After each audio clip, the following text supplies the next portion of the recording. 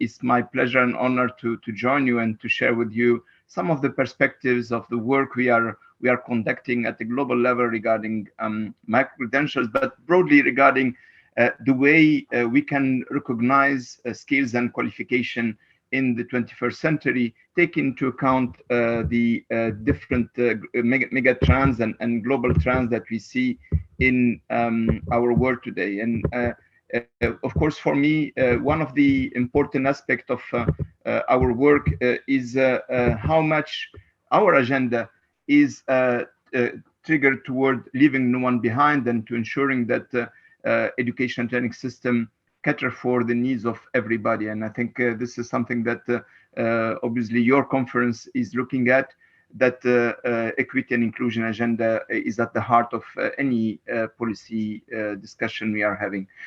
So I think it's very important to put the discussion regarding micro-credentials and credentialing in the context of these multiple transitions that we see and that are in a way mega trends that we have to take into account. Some of them are related to the COVID-19 response and the economic recovery, but also the economic recession that we see, the challenge in terms of inflation, energy crisis, war as well. So I think that mega dimension is very important, and the economic dimension is, of course, critical in it. The second, of course, is what do we see in terms of the technological change? We speak a lot about the Industry 4.0 as a driver of changes in the industry, in the way we produce, in the way we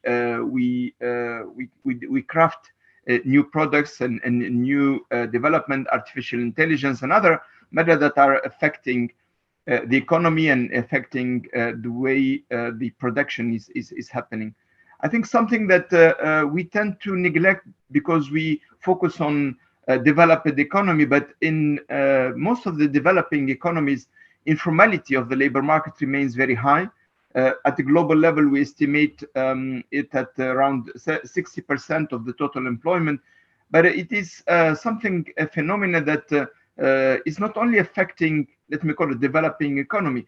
Even the gig economy brings forms of informality as we see it in different ways of the work that is evolving and the work conditions, Deliveroo, Uber, and other forms of informality that we need to take into account.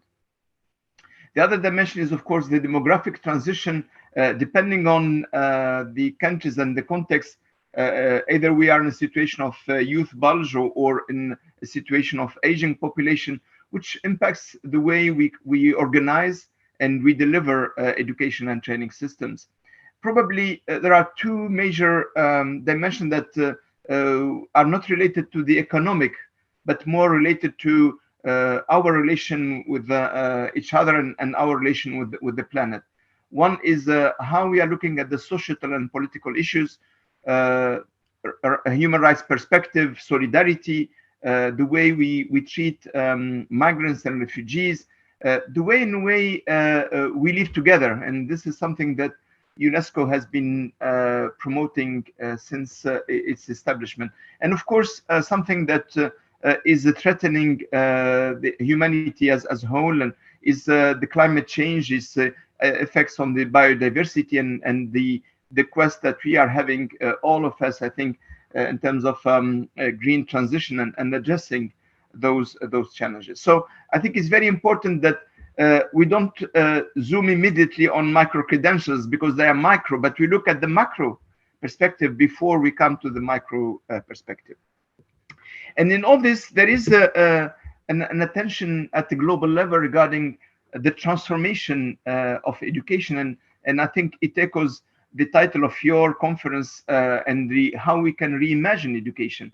How we can reimagine education, so we are also looking together on how we address the pre-COVID crisis, because we had the learning crisis before the COVID, with more than 260 million out of school children, with very low learning achievements. At the age of 10, we estimated together with the World Bank and UNICEF colleagues that in low and middle income countries, around 70% of the children are having difficulty to read and understand one simple sentence. So we are in that, and we were in this crisis before the COVID. The COVID has amplified those crises with the learning losses, with the problems of well-being and other challenges. And this, of course, affects the way we are crafting education and training system and the mega trend that I just mentioned. So the Secretary General of the UN called for rethinking the purpose and the contents of education, looking at how we can transform and reimagine education system, and how we can collectively lead this and how we can work together. And I think your discussion at the national level contributes to this global movement.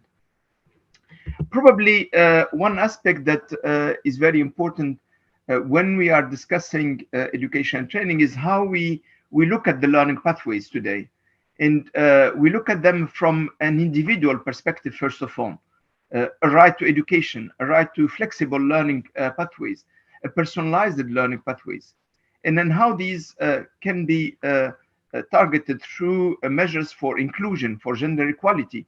Again, the equity dimension is very important to consider.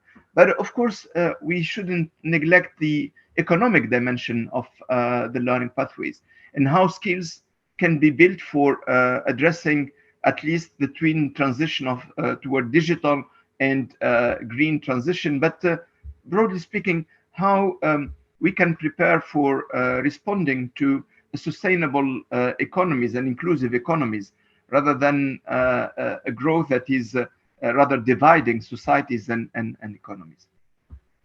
And the last part of the learning pathway is that it's not only about preparing workers or preparing people who will find jobs. It's also preparing citizens who can participate in society, who can participate in their communities, who can work toward more cohesion and citizenship within their societies, but also at the global level. And that's what UNESCO has been promoting as a global citizenship. That is not only looking within the country, but also how we respect others, how we engage in intercultural dialogue, how we act for peaceful engagement. So these are, from our perspective, dimension of learning pathways that have to be included in when we are thinking about credentialing, when we are thinking about micro-credential specifically, and because this is something that we are discussing here today. Probably when looking at the micro-credential, and before we come into the aspects that are related specifically to the credentialing, I would like also to recall that when we are discussing micro-credential, we are also discussing how we are transforming pathways for lifelong learning and how we place the learning in that lifelong learning pathways. And the OECD colleagues just published a report, and they were looking at the learning pathways from this angle. And they have, in a way, referenced three dimensions that are critical here. One is how we enhance the relevance of learning pathways. And that's about our capacities to anticipate the demand for skills, to ensure that these learning pathways are adaptable to changing contexts, but also to assess their impact in terms of social and economic outcomes. So the first dimension of the learning pathways is, are they relevant? And do they correspond to demands? The second is how we can ease the transitions along learners' personal pathways. There is an interaction or interplay between the lifelong learning pathway and the personal pathways. And that's about, for example, supporting learners who are at risk. That's about connecting learners' personal lives and ensuring that the learning pathway can accommodate the diversity of the personal conditions, be it, for example, and that's what distance learning can offer for workers who cannot afford to stop their working life and allocate time to learning. So how we organize the learning anytime, anywhere, with any type of devices. So this, I would say, take into account the personal pathway is very important. And last piece is about nurturing learners' aspiration. We have some data that shows that even if there is an offer for example, for adult learning, the participation of low-skilled workers is very low. In some cases, the participation of women is very low. So the fact that there is an offer doesn't mean that there is a demand, or at least we have a challenge of the agency and what I would call co-agencies. What scaffolding, what support can be provided to ensure that learners can benefit from the learning opportunities? And that should start early. And we know by now that early child education, for example, can determine our lifelong learning pathway, and that we have to cater for the early child care and education if we want to build better and effective learning pathways. And of course, how we ensure that we have a lifelong learning, lifelong career guidance and counseling, and that's accompanying learners in every step of their learning pathways. And this is something that unfortunately we lack in many education and training systems. So having said that, I would like to move to another dimension in the discussion today, from the macro perspective to how we see the credentialing system evolving today. And there are three major trends that I wanted to highlight.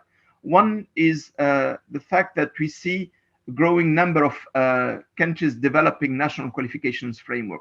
Philippines is one of them, but in the global inventory we developed with the CEDEFOP and European Training Foundation, we see more than 150 member states who are developing national qualification framework. It's true at different levels of development. Some of them are still at the early stages, but others are revising their qualification system. That's probably the case of Philippines, case of Australia, New Zealand, France, and other countries who are in revision of how they develop their national qualification framework and take into account micro-credentials and referencing of micro-credentials in their qualification framework. That's the case of New Zealand, that's the case of Australia as well, specifically. But at a regional and global level, UNESCO has been adopting regional convention, Tokyo Convention, that covers Asia and Pacific, and Philippines is member of the Tokyo Convention. And we adopted in 2019 a global convention for the recognition of higher education qualifications. And that global convention allows Filipino students to get her or his credential recognized in Chile, for example, or in Europe or in other countries. Once, of course, this convention is ratified, we need 20 countries for the convention to enter into force, and by now we have 18 countries that ratified the convention, and we hope that this global convention will enter into force early 2023, which will give us really a framework for better recognition of qualifications. What is interesting is that across these regional and global convention, short courses, different modalities of credentialing are included. And that means that if we all together work on how we can best recognize micro-credentials, this is something that can be featured in these global instrument that UNESCO has adopted, and that means member states in this case. Maybe a last trend that I think is important for our discussion today is also we see a growing number of what I will call digital representation tools. That could be portfolios, skills passports, other forms of passes that are like Europass, that are in a way, they are not necessarily credentials, but they are a way to represent the learning outcomes that we have acquired and the learning achievements. And this is something that is part of this global framework or global, I would say, apparatus of credentialing that is emerging. Some of them are related to badges, for example, and in a work I have conducted together with my colleague James Kivy, we have looked at the uptake of badges, for example, and I do reference this at the end of my presentation. So I just wanted to say that the discussion on micro-credentials has to be framed within these global trends, and we need to look at it from that perspective of a broader ecosystem that we need to look at. Now, I would like to further insist about the importance of why short courses, micro-credentials, and flexible learning pathways are important today, and this is something that is relevant also in the context of Philippines. There is always a risk of what I call policy borrowing and lending, meaning it becomes a buzz, it becomes something that is fashionable, and then every country is trying to do the same. But any policy reform, any development has to respond to specific context, to specific needs. And it's very important that you look at this from that perspective, I believe. But I think in this broader lifelong and life-wide learning dimension, we need to look at the learning pathways, and we need to look also at the learning spaces. And the learning spaces can be the workplace, can be family, can be the digital, but can be community and other forms of learning spaces. And it's very important when we are looking at micro-credentials that we put that in this lens of an expanding understanding of what to understand by learning pathways and learning spaces, and how we can connect those learning spaces and learning pathways. For example, through validation of prior learning, through career guidance, bridging program, micro-credential as a tool, but not only micro-credential, but also stacking of credentials. And it shouldn't, micro-credentialing shouldn't be a low cost or a low, call it a low value for credentialing. Micro-credentialing can be stacked into a full qualifications. And it's very important that people feel that this is a progression pathway. It's not a sliced one. It's not a standalone, and that this can help them in engaging lifelong learning. But also, I feel, and we think at UNESCO, that we have to tap on the innovative potential of technology, looking at, of course, and considering equity and inclusion, again, the digital divide in terms of connectivity, in terms of capacity, in terms of content that can be available in local languages, in mother tongue, in other contextualized and customized resources. But last and most important dimension, I believe, in your discussion during your conference, but also in our discussion now, is how is this centered on the learner's needs, and how this respond to the most marginalized, and in a way, how micro-credential can advantage the disadvantaged, and how we are acting together to do that. Let me move to now zooming further on the micro-credential. I think I provided the broader perspective, and I consider it very important that we don't jump immediately on looking at micro-credentialing and micro-credential specifically policies without looking at the broader perspective. We have done an important work last year trying to propose a definition on what are micro-credentials. And we have noted that there is a form of cacophony across the world on how we define micro-credentials. And we collected different type of definition. We consulted a large number of experts across the world to see, can we come with a common definition? It cannot be a universal for now, but it is a common understanding of what is micro-credential. And first of all, we think that this has to be a record of a learning achievement that verifies what learners knows, understand, or can do. That it can include, and it should include, an assessment based on clearly defined standards and awarded by a trusted provider. That it has a standalone value and may also contribute to and complement other micro-credentials or macro-credentials, including through recognition of prior learning. And we had a lot of discussion among the experts, should we include this aspect of recognition of prior learning, and most of the experts were in favor of that. And of course that it meets standards required by relevant quality assurance. And this is something that I'm sure all colleagues are looking at.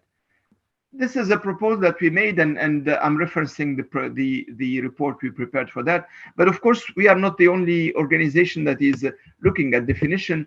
The European Commission also looked at the same and tried to define in the same way. I think there is a common denominator with the UNESCO's proposal regarding, for example, the record of learning outcomes, that is about learning outcomes that is assessed, that it includes transparent and clearly defined standards. And of course, by standard, it means also standard of quality assurance.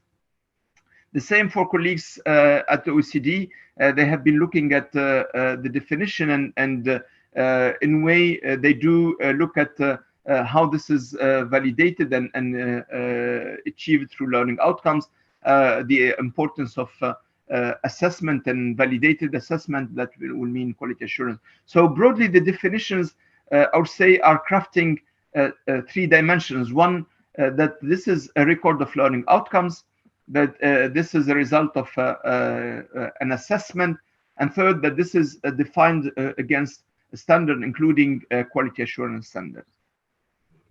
Now, having said that, when we look at the global trend, we see some challenges, and I'm putting here 4 main challenges, but obviously we can unpack them further.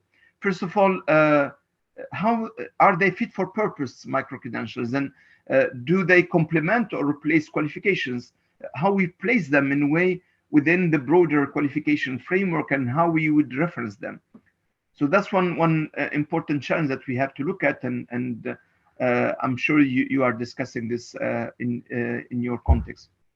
The second is who provides those micro-credentials, and how we can trust new providers. For example, private sector providers. Many companies now are issuing micro-credentials, and those providers, they are not necessarily part of the, call it, the credentialing traditional ecosystem, and they are in a way shaking a bit the ecosystem. Some of them are only market-based, others are part of more institutional arrangements. So that this aspect of how we take into account the increasing diversity of providers, and what I call in one of the publications, the jungle of credentials and providers. And this is something that probably is also a challenge for you. The quality assurance, and this is something that comes very often, and obviously how we can evolve with our quality assurance methodologies, approaches, institutional arrangement in this context will be very important. Probably one of the most challenging aspects, and when we conducted together with James Kivy a work on digital credentialing, and I'm not necessarily considering that micro-credentials equal digital credentials, but when we looked at the digital credentials more broadly, we noted that we have data on uptake, but we don't have enough data on impact and on how these digital credentials, micro-credentials, are used in the labor market. Do they have value? Are they recognized by employers? When they are recognized by employers, do they lead to better, for example, career path? Do they lead to better revenues or better inclusion for a specific target group? So I think we should really give attention to the evidence and of success and of impact. And we tend to neglect this aspect because we are happy with the new development. But I think we have to be really very serious on what is the impact and what is the evidence for that.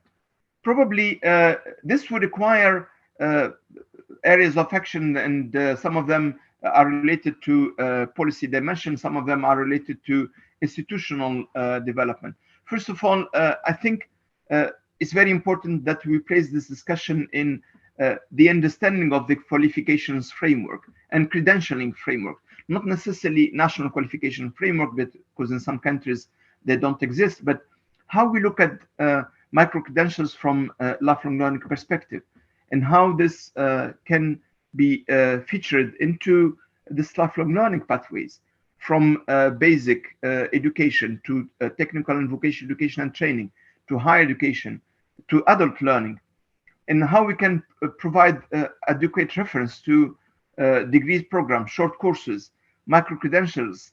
So the way we are transparent, the way we are presenting the qualifications framework or the credential framework, so that learners do understand, that employers do understand what is in these credentialing framework will be very important. Probably part of the effort that the public authorities should do is how they can create national registers so that they are accessible, that the learners, that the users can understand and recognize those micro-credentials. And how this links with the training courses that are linked to them. And of course, this is something that, this is an effort that some countries are doing. For example, New Zealand is working to reference micro-credentials into their national qualification framework. That's the case also in Australia. That's the case in France, for example, with what they call blocks of competencies. So it's very important, this effort of, first of all, creating databases and registers so that we know, and that learners and users know what is these, what are those micro-credentials, what they entail, but working to reference these to the national qualification framework. Probably the quality assurance dimension is another aspect that we have to give attention to. We believe that, first of all, this requires national dialogue and understanding of the different perspective.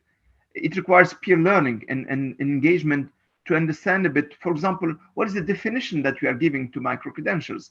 What are the quality requirements? Probably this will require also a change in the quality assurance, including internal quality assurance frameworks, and ensure that those short courses, those micro-credentials, are part of the frameworks. Again, use real-time and review and endorsement, so potentially by third parties, so that the quality assurance system is robust and is valid, is transparent. But the last part I think is very important is we shouldn't neglect the pedagogies. We tend to see the short courses, and in some cases even micro-credentials, as something that is not necessarily with good quality. And I'm sure that when you are discussing distance learning, this has been also a problem in many contexts where distance learning has been considered as not equal in terms of quality compared to full-time learning. I think we need to encourage dialogue, and again, we need to look at what are the pedagogies that are used, how we ensure that teachers and course developers use the most adequate pedagogy, how we can share good practices and disseminate good practices in e-learning, for example. So these are aspects on pedagogy that I think we shouldn't neglect, even if we are speaking about credentialing and learning outcomes.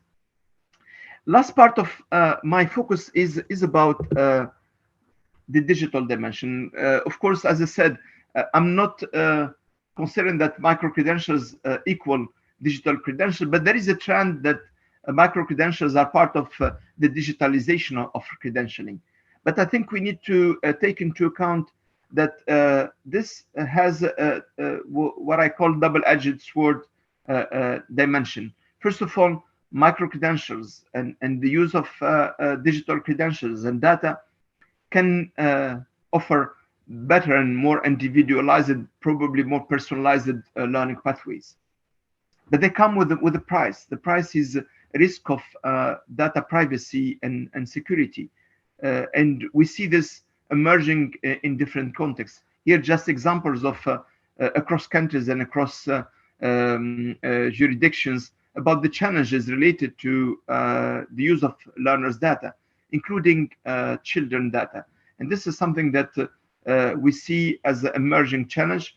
I'm sure that in the Philippines, there is an attention to this. We have mapped, and we just published the report on how countries are taking into account these aspects in education and training system. And we see around 70 countries that are adopting appropriate regulatory frameworks to protect individuals and to protect learners' data and in the lifelong learning perspective.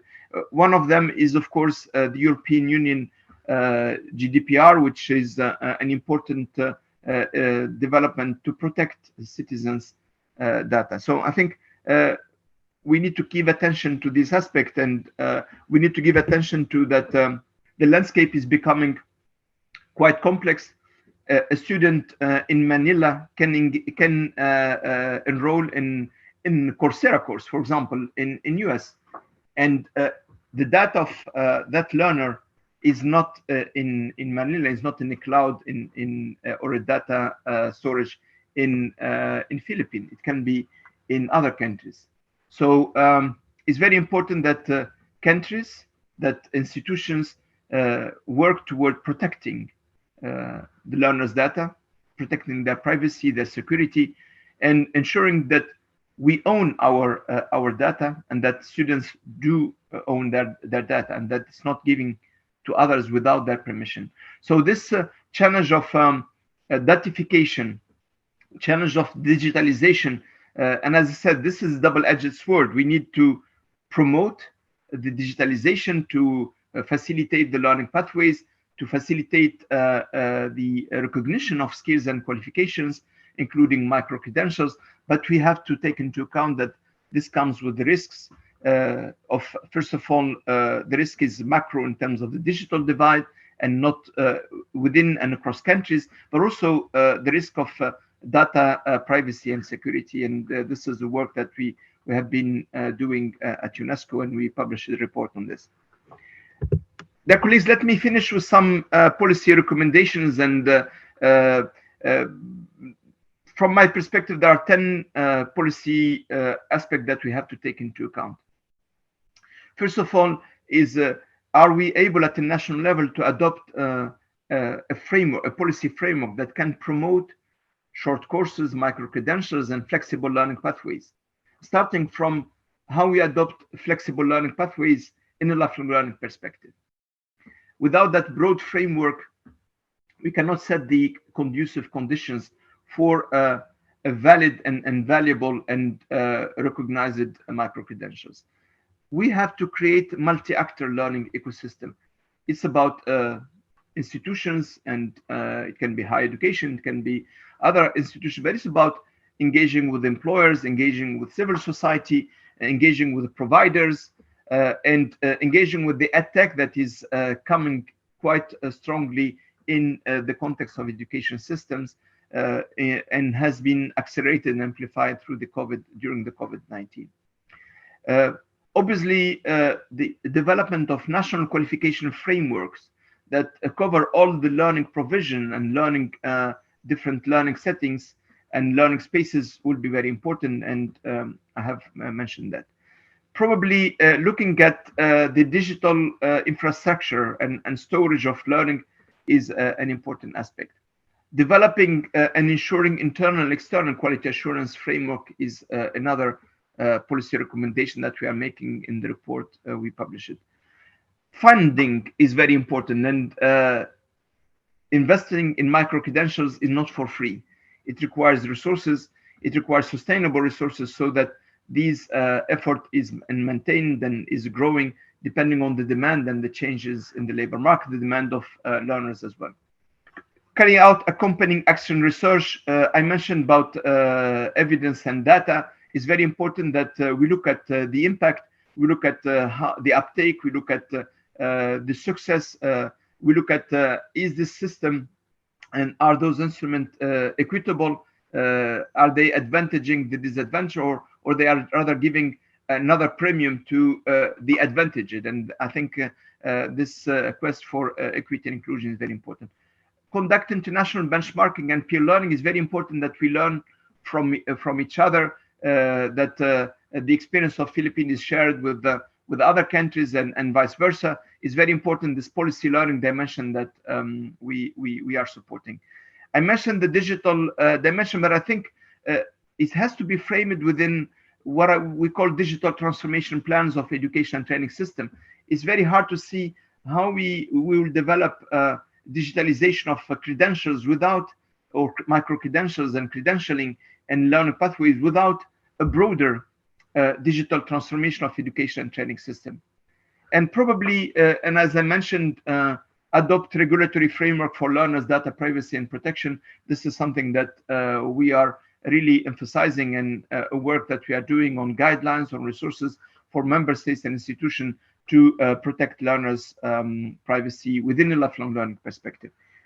Dear colleagues, I have used these resources, but others in preparing this presentation. But of course, I stand ready to respond to your question and any remarks that colleagues may have based on my presentation today. Thank you very much.